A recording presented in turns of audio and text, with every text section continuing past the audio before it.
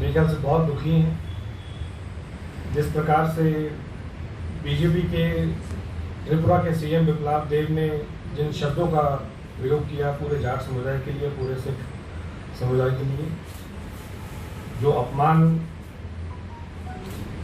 आज पूरा समुदाय महसूस कर रहा है। जनरल भाई भी साथ में है, सिखों के बारे में वो दो शब्द कहेंगे। मैं चूँकि जाट कम्युनिटी से बिलोंग करता हूँ और पिछले 2 दिन में अलग अलग जितने भी जाट समुदाय हैं, जितने भी जाट नेता हैं, उनके फ़ोन भी आए मेरे पास। आपको याद होगा जब चुनाव होता है तो बीजेपी गली गली जाकर जाट और सिख का वोट मांगती है, लेकिन चुनाव होने के बाद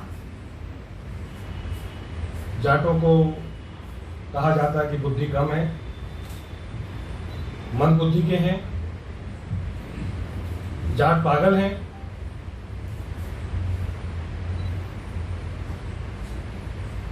और आज भी इन शब्दों का यूज करने के बाद भी बिप्लब देब सीएम है।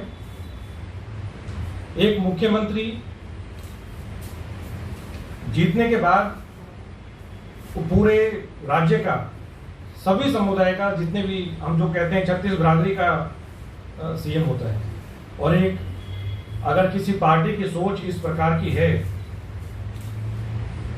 तो आप समझ सकते हैं कि किस प्रकार का वो न्याय जनता के साथ करेंगे।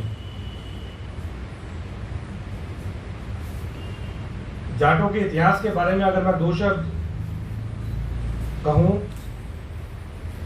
तो आजादी से पहले छोटू राम,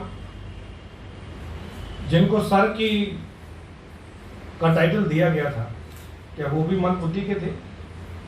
जिन्होंने गरीबों के लिए लड़ाई लड़ी, जिन्होंने किसानों के लिए लड़ाई लड़ी, और वो रेवेन्यू मिनिस्टर भी थे, क्या वो भी मंद बुद्धि के थे?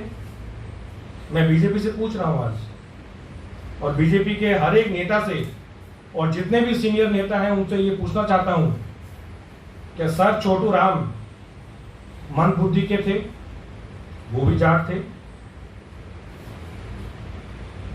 क्या चौधरी देवीलाल जी जो डेप्यूटी प्राइम मिनिस्टर थे, क्या वो भी मंद बुद्धि के थे?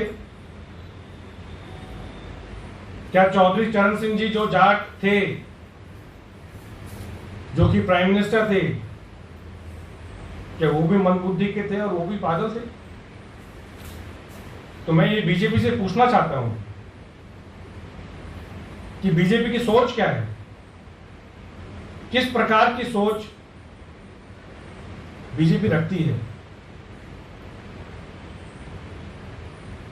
और दुष्यंत चौटाला जो डेप्यूटी चीफ मिनिस्टर हैं हरियाणा के, मैं दुष्यंत चौटाला से पूछ रहा हूं ये कि भाई आप भी तो जाट हैं, आप मंद बुद्धि के हैं, आप पागल हैं, और अगर आप मंद बुद्धि के हैं और पागल हैं तो फिर आप डेप्यूटी सीएम कैसे बने हुए हैं?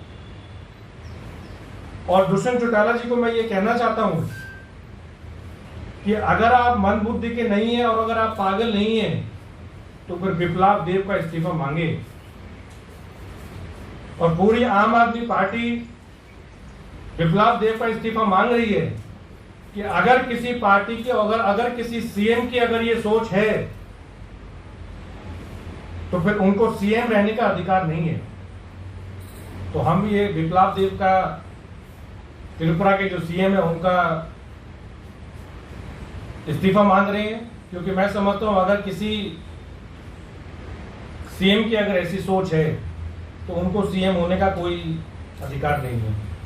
और जितनी भी सीनियर लीडरशिप है बीजेपी की, मैं उनसे ही पूछना चाहता हूं कि आपने क्या एक्शन लिया अभी तक बिप्लब देब के अगेंस्ट? क्या कोई नोटिस दिया?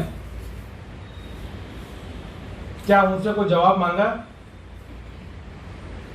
और अगर नहीं मांगा और अगर कुछ उनके अगेंस्ट एक्शन नहीं लेना चाहते तो हम यही सोचेंगे कि ये इतनी घटिया सोच, इतनी नीची सोच ये बीजेपी की है। और जब चुनाव खत्म होने के बाद अगर किसी भी समुदाय के बारे में, जाट समाज के बारे में अगर ऐसी सोच रखते हैं तो ये वाकई में दुर्भाग्यपूर्ण है।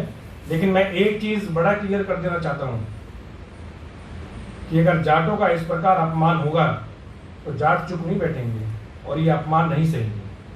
मैं जनरल भाई से अनुरोध करूंगा कि सिख समुदाय के बारे में वो अपने दो शब्द